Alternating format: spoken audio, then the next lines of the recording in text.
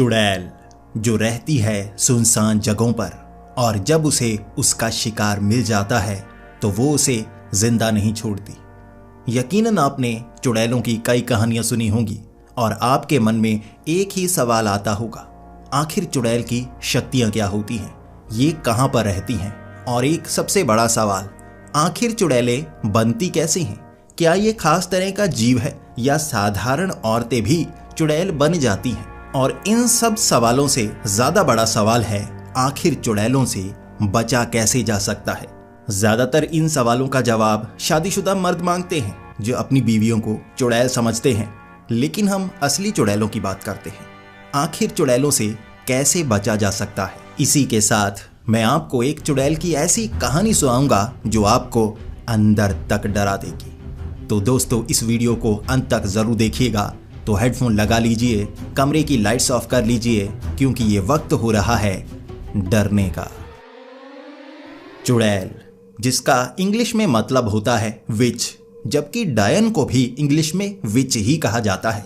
इसीलिए कई लोगों को लगता है कि डायन और चुड़ैल एक ही होती हैं, लेकिन ऐसा नहीं है। इंग्लिश में इसके लिए अलग अलग शब्दों का इस्तेमाल किया गया है। लिविंग विच यानी कि डायन और डेड विच यानी कि चुड़ैल। लेकिन एक मरी हुई डायन को ही चुड़ैल नहीं कहा जाता। अब इंग्लिश शब्द ऐसे ही हैं भाई, कंफ्यूज बहुत ज्यादा करते हैं, लेकिन मैं आपको सरल भाषा में समझाता हूं। एक डायन वो होती है जिसने काली विद्या सीखी होती है और काली शक्तियों का इस्तेमाल करके वो जिंदा औरत एक डायन का रूप बन जाती है। यानी वो कभी बूढ़ी नहीं होती और हमेशा इंसानों का शिकार करने की कोशिश करती है। मान लीजिए एक औरत जो कि जादूगरनी हो। अब बात करते हैं चुड़ैल की। चुड़ैल डायन नहीं होती। चुड़ैल कहा जाता है ऐसी स्त्री की प्रेत आत्मा जिसकी इच्छाएं अधूरी रह गई हों। अब एक होती है पूर्ण इच्छा, एक होती है संपूर्ण इच्छा। अब इसके बारे में बात करते हैं। पूर्ण इच्छा यानी कि कोई स्त्री की पहली जो इच्छा होती है वो होती है शादीशुदा होने की और गृह गृहस्थी बसाने की।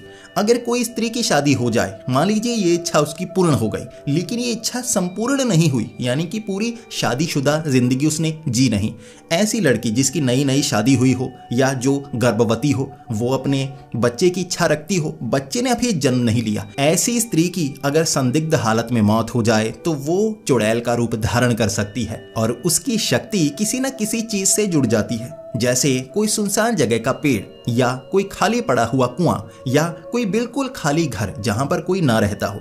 आपको पता है कि भीड़ भाड़ वाली जगह पर भूत प्रेत नहीं पाए जाते। इसका कारण है कि वहां पर इंसानों की पॉजिटिव एनर्जी बहुत ज्यादा होती है। लेकिन वीरान और सुनसान जगह जहां पर किसी का आना जाना नहीं होता, वहां पर किसी तरह की पॉजिटिव या नेगेटिव एनर्जी नहीं होती और ऐसी भटकती हुई आत्माएं यहां किसी न किसी चीज से चिपक जाती हैं। और एक चुड़ैल भी ऐसी ही किसी चीज का सहारा लेती है, उसकी शक्तियां उससे जुड़ जाती हैं और जब कोई इंसान वहां पर भूला भटका पहुंच जाए तो वो चुड़ैल उससे चिपक जाती है और उसकी जिंदगी बर्बाद करके रख देती है। अब डायन के साथ भी कुछ ऐसा ही होता है। डायन की शक्ति उसके शरीर में नहीं होती, या तो उसके बालों में होती है या उसकी किसी और चीज में होती है, ज्यादातर उसकी छड़ में। जब उसकी छड़ या उसकी चोटी को उससे दूर कर दिया जाए तो उसकी शक्ति खत्म हो जाती है और वो साधारण औरत बन जाती है, बूढ़ी औरत, और उसे मारना बहुत आसान होता है। ऐसा ही चुड़ैल के साथ भी होता है। चुड़ैल की जो शक्ति होती है वो पेड़, कुआं, घर ऐसी चीज से जुड़ जाती है और जब उसे उससे दूर कर दिया जाए तो उसकी शक्ति बहुत कम होने लगती है। इस तरह उसे खत्म किया जा सकता है। तो ये थी बात चुड़ैल की।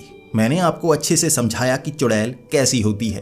अब मैं आपको एक कहानी सुनाना चाहूंगा जिससे आप ये समझ पाएंगे कि चुड़ैल से बचा कैसे जा सकता है। अब ये कहानी है योगेश जी की, जो कि हरियाणा के रोहतक के पास के एक छोटे से शहर के रहने वाले हैं। ये बात लगभग 20 साल पुरानी है। वो एक टीवी इलेक्ट्रीशियन हुआ करते थे, यानी कि टीवी को ठीक करने वाले, और उन्होंने अपना नाम रखा था टीवी मैकेनिक। यही उन्होंने दुकान के आगे बोर्ड लगा रखा था, तो उन्हें हम टीवी मैकेनिक ही कहेंगे। तो जो उस समय टीवी हुआ करते थे, आज की तरह एलसीडीज टीवीज नहीं होते थे। ये 20 साल पहले की बात है, तब मोटे मोटे टीवी हुआ करते थे। अब तो स्लिम ट्रिम वो एलसीडीज आ गई हैं। तब मोटे मोटे टीवी को उठाकर किसी दुकान पर लेकर जाना बहुत ज़्यादा मुश्किल भरा होता था। तब ज़्यादातर लोग फ़ोन से जैसे ऐसे मैकेनिक को, ऐसे इलेक्ट्रीशियन को बुलाया करते थे टीवी ठीक करवाने के लिए घर में। और आसपास अब जो योगेश थे उनका काम बहुत अच्छा चल रहा था। हर रोज वो दुकान पर कम रहते थे बल्कि बाहर ज्यादा रहते थे। जहां पर भी फोन आता वो वहां पहुंच जाते और वहां जाकर टीवी ठीक करके आ जाते। उनकी डिमांड बहुत ज्यादा थी क्योंकि उस समय घर में टीवी नहीं होता था तो एंटरटेनमेंट का कोई साधन नहीं था। बच्चे बड़े बूढ़े हर कोई टीवी से रात को चिपका करते थे और अगर किसी का टीवी खराब हो जाए ना, समझो पूरा का पूरा दिन ही खराब हो गया। इसीलिए योगेश को रोज फोन पर फोन आते ही रहते थे।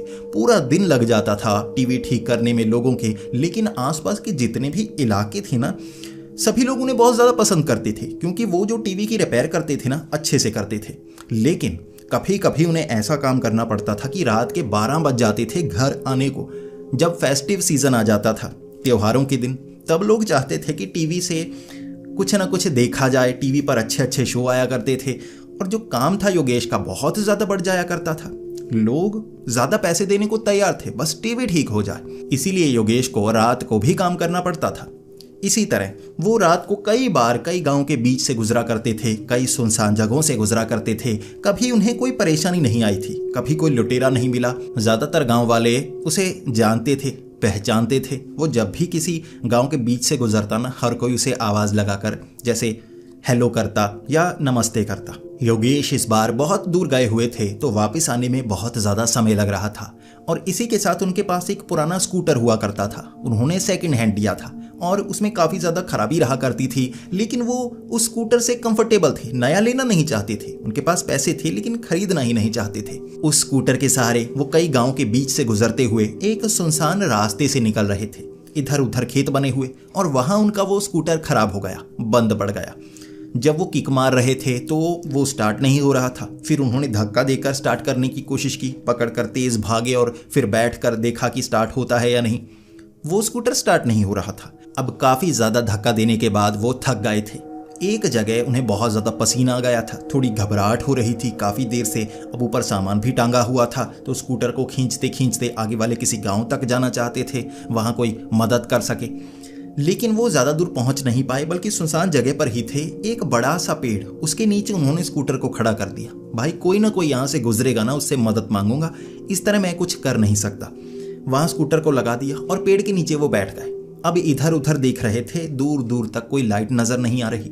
अब कोई ना कोई साइकिल से गुजरेगा, कोई मोटरसाइकिल से गुजरेगा तो मदद मांग लूँगा, ये सोचकर जो योगेश थे वहीं पर बैठे रहे, इंतज़ार करते रहे। काफ़ी समय इंतज़ार उन्होंने किया। उसके बाद उन्हें लगा अब कोई आने वाला तो है नहीं। लगभग आधे घंटे तक वो वहाँ पर बैठे थे। उसके बाद थोड़ी हिम्मत बढ़ी तो वो स्कूटर लेकर वापस आगे वाले गाँव तक जाने लगे। थोड़ी दूरी तक उन्होंने स्कूटर को खींचा था, उसके बाद वो गिर गए और स्कूटर उनके ऊपर, एक टांग के ऊपर। इस तरह कुछ देर बाद होश आया उन्हें तो देखा मेरी टांग तो स्कूटर के नीचे फंसी हुई है। बड़ी मुश्किल से उन्होंने स्कूटर दूसरी तरफ किया, अब टांग पर चोट लग गई थी।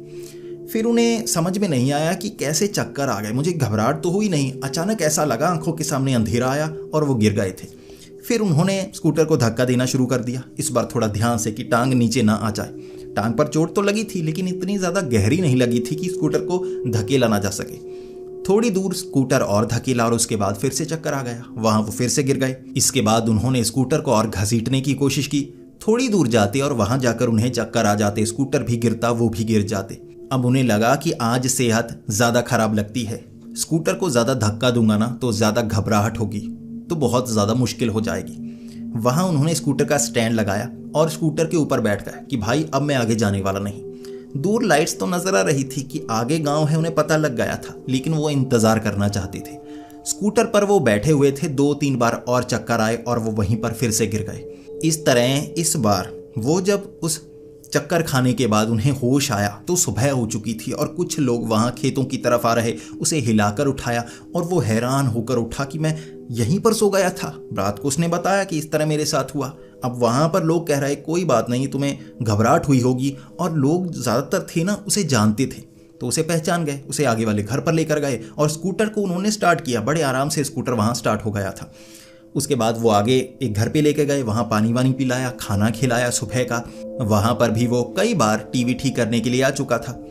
इस तरह वहाँ कुछ पानी वानी पिलाने के बाद उसने कहा कि अब मुझे घर जाना होगा। मैं रात का घर पहुँचा ही नहीं। अब उसे पता था कि मेरी दुकान पर फ़ोन आने भी शुरू हो गए होंगे, कई अपॉइंटमेंट्स आ गई होंगी। वहाँ उसने लड़का रखा हुआ था, वो अपॉइंटमेंट्स नोट किया करता था और इसी के साथ काम सीखा करता था।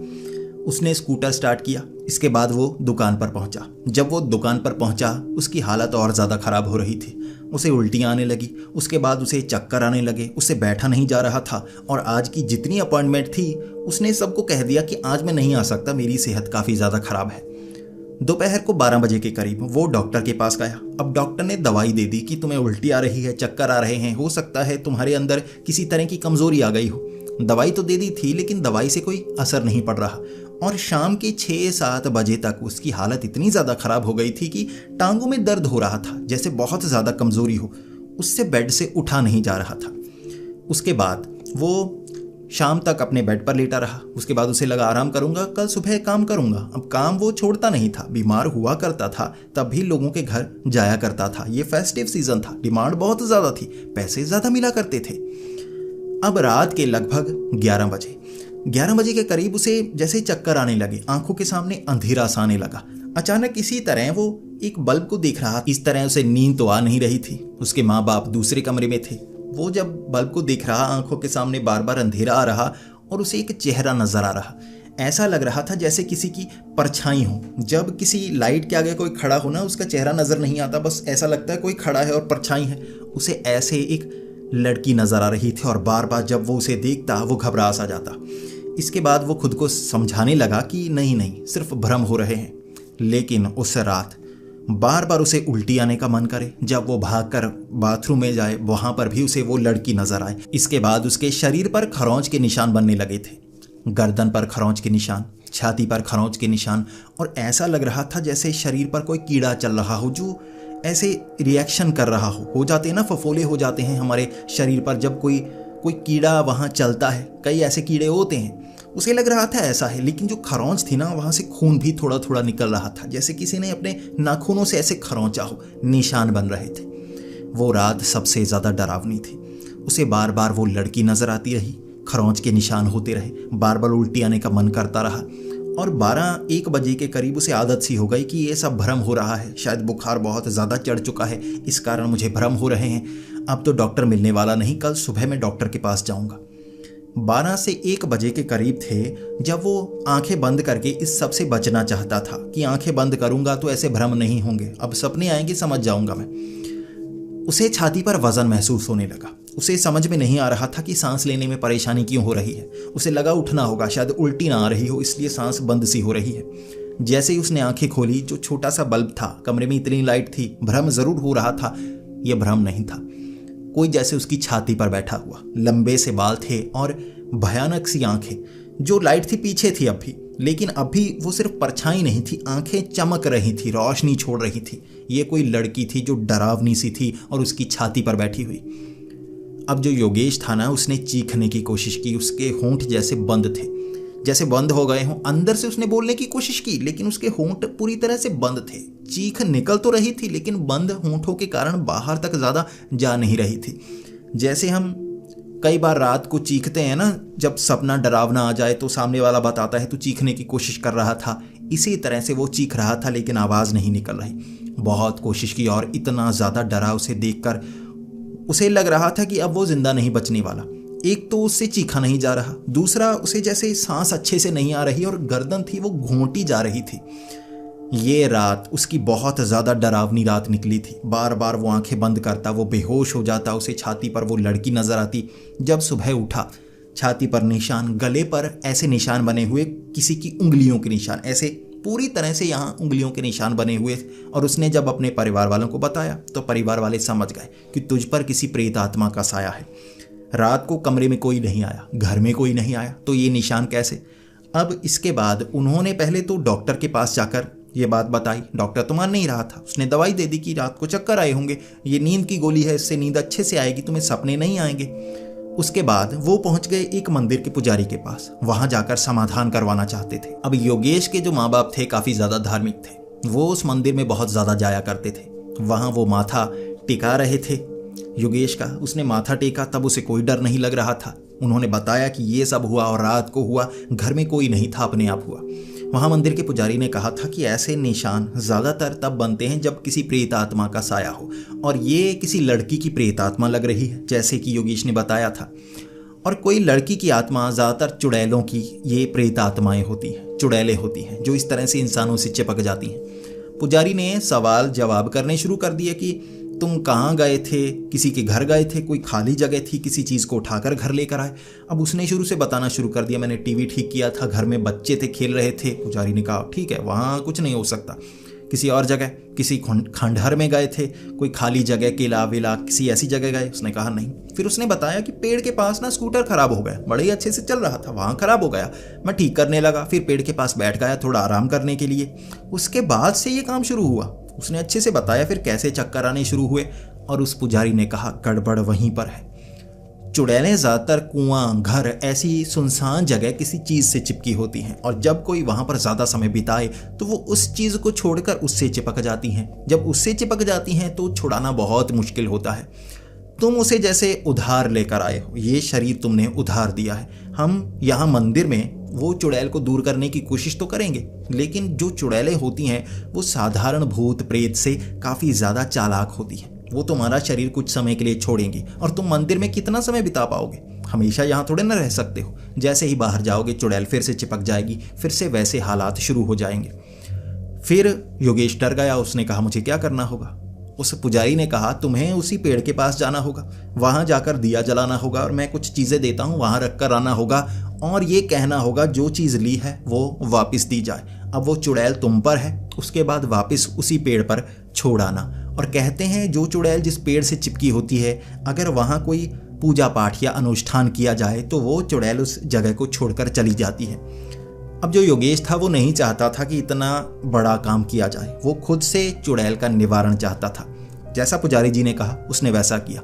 वो रात के 12 बजे उसी पेड़ पर गया, वहाँ पूजा पाठ उसने किया, सभी अनुष्ठान किया और उसके बाद उसने अपने जो पहने हुए कपड़े थे वो उतारे, वहाँ पर रख दिए और स्कूटर के पास आकर नए कपड़े पहने और वहाँ से घर आ गया। उसके बाद उसे ना तो चक्कर आए ना वो लड़की नजर आई और वो बताते हैं कि उसके बाद उन्हें ऐसा लगा जैसे कोई वजन उसके सर पर हो जो हट गया। जब हमें कोई बीमारी हो जाती है वजन सा सर पर महसूस होता है भारी भारी, जब हम ठीक हो जाते हैं ऐसा लगता है बहुत बुरा दौर था और बड़ी सेहत खराब थी, अब मैं ठीक हूँ। उसे ऐसा एहसास हुआ सिर्फ एक छोटे से अनुष्ठान से। अब इस चीज को कोई डॉक्टर नहीं मानता, लेकिन योगेश जी मानते हैं कि वहां उस पेड़ के पास मैंने जो किया उस कारण मेरी सेहत ठीक हुई। वो चुड़ैल का साया ही था जो उस पर आ गया था और उसने वो साया वहीं पर छोड़ दिया। तो दोस्तों, ये थी योगेश जी की एक सच्ची डरावनी कहानी। ये मैं आप पर छोड़ता हूँ, आप इस पर यकीन करेंगे या नहीं। लेकिन आपके लिए एक सवाल है, क्या आप बता सकते हैं कि चुड़ैलें कितने तरह की होती हैं? एक तरह की नहीं होती, चुड़ैलें कई तरह की होती हैं, उनकी शक्तियां भी अलग होती हैं। और आज जिस चुड़ैल की कहानी मैंने आपको सुनाई है ये पेड़ की चुड़ैल कही जाती है, एक चीज से जुड़ी हुई, जबकि कई चुड़ैलें होती हैं इससे अलग भी होती हैं। दोस्तों, अगर आप उसकी एक अलग से डेडिकेटेड वीडियो चाहते हैं तो मैं वो भी बनाऊंगा। आपको बस नीचे कमेंट करनी होगी, इस वीडियो को लाइक करना होगा और शेयर करना होगा। इसी के साथ ऐसी ही वीडियोस देखना अगर आपको पसंद है तो हमारे इस चैनल को सब्सक्राइब कर लें। तो मिलते हैं अगली वीडियो में, तब तक के लिए डरते रहें।